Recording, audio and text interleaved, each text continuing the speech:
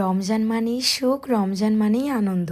আর এই রমজান মাসে ঘরের জন্য কেনাকাটা করতে চলে গেলাম বাজারে। দেখতে দেখতে গত বছরও কাটিয়ে দিলাম, আমাদের নতুন বছরের রমজান মাস চলে আসলো। আসসালামু আলাইকুম, আমি আরুষারু আজকে একটি সুন্দর ভিডিওর ব্লগ নিয়ে চলে এসেছি আবার আপনাদের মাঝে।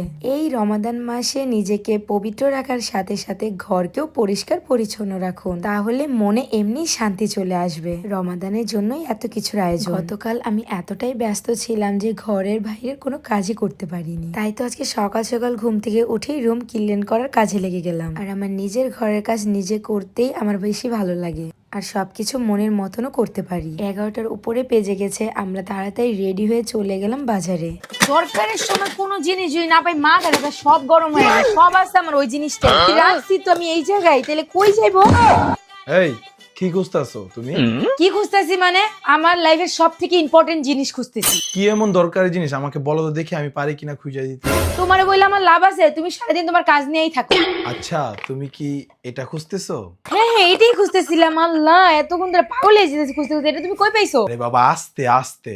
কি এমন জিনিস এটার লেগে তুমি এত পাগল হয়ে যাও, আমাকে বলো তো একটু। আরে কি এমন জিনিস মানে এটার মধ্যে অনেক জাদু আছে। এটা হচ্ছে পাওয়ার, এক কথায় power glass skin night cream. এটা ইউজ করলে স্কিন ইনস্ট্যান্ট ব্রাইট, দুধের মতো ধবধবে ফর্সা হয়ে যায়। এটা কি সত্যিই কাজ করে? 100% গ্যারান্টি, আমি গ্যারান্টি দিচ্ছি। এটা ইউজ করলে ইনস্ট্যান্ট স্কিনকে ব্রাইট করবে। তাহলে তোমার ভালোবাসা মানুষদের বলে দাও কোথায় পাইবো এটা।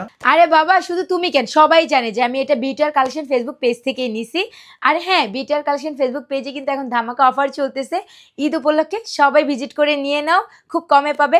আর তাদের পেজ আমি ক্যাপশনে মেনশন করে দিচ্ছি। অ্যান্ড তাদের হোয়াটসঅ্যাপ নাম্বার হলো 01642127418। সবাই জানেন আমাদের যৌথ ফ্যামিলি, আমাদের আয়োজনও অনেক বড়। সবকিছু চাইলেও কম নিতে পারি না, বেশি বেশি নিতে হয়। প্রথমে চলে এসেছি ফলের দোকানে, যেহেতু ইফতারের সময় ফলটা খাওয়া সুন্নত। আলহামদুলিল্লাহ এবারও পবিত্র মাহে রমজান আমরা পেয়ে গেলাম। মালটা, আপেল, খেজুর, আঙুর নিয়ে নিয়েছি। বাজার করার জন্য প্রিপারেশনটা অনেক আগে থেকেই মাথায় ঘুরছিল, বাট ব্যস্ততার জন্য আমি কিছুই করতে পারিনি। গতকাল আমাদের কাজ শেষ করে বাসায় ফিরতে ফিরতে প্রায় 1টা বেজে গিয়েছিল, সেজন্য আমরা আর কিছুই করতে পারিনি। সেহরি খেয়েই ঘুমিয়ে পড়েছিলাম। সকালবেলা উঠে সবকিছু করব। আলহামদুলিল্লাহ আজকে আমাদের প্রথম রোজা। আর কে কে রোজা রেখেছেন অবশ্যই কমেন্ট করে জানাবেন। আজকে সকালটা সত্যি খুবই সুন্দর ছিল, আমাদের জন্য খুবই স্পেশাল। রহমতের মাস চলে এসেছে। ইফতারের জন্য কি কি নিতে হবে সবকিছু আমি লিস্ট করে নিয়েছি, যেহেতু আমার কিছুই মনে থাকে না। যেখানে যেটা ভালো ফল মনে হয়েছে আমি সেটাই নিয়েছি। আর গাইস, আজকে বাজারে